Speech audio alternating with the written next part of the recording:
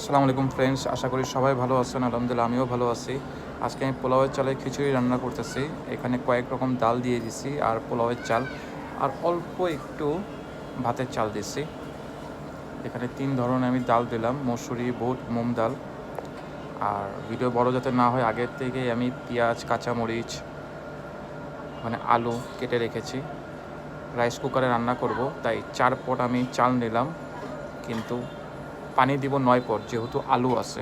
গ্রানের জন্য একটু তেজপাতা দিয়ে দিচ্ছি।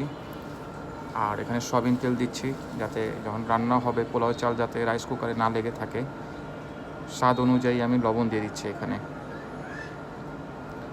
যেহেতু আলু আছে, মোটামুটি চালও হবে আধা কেজির মতো, তাই 4 চামচে 3 চামচ লবণ দিয়ে দিলাম। স্বাদ অনুযায়ী আপনারা দিয়ে দিবেন আপনাদের মতো।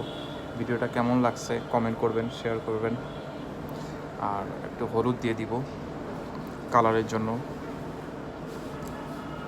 হলুদ পরিমাণ অল্পই দিবেন, বেশি দিয়ে দিলে আবার একটু হলুদের যে স্মেলটা আসবে এটা বিরক্ত লাগবে। আর একটু শুকনো মরিচে ফাঁকি দিয়ে দিচ্ছি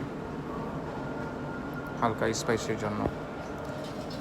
আর এর মাঝখানে তো আমি আগেই পেঁয়াজ, কাঁচামরিচ দিয়ে দিয়েছিলাম। সব কিছু দিয়ে বিসমিল্লাহ করে বসিয়ে দিলাম। আর কুকিং দিয়ে দিব। একটু খুলে নাড়াচাড়া করে দেখি কী অবস্থা। পানি মোটামুটি গরম হয়ে গেছে। এখানে সব কিছু দেওয়া আছে আমার।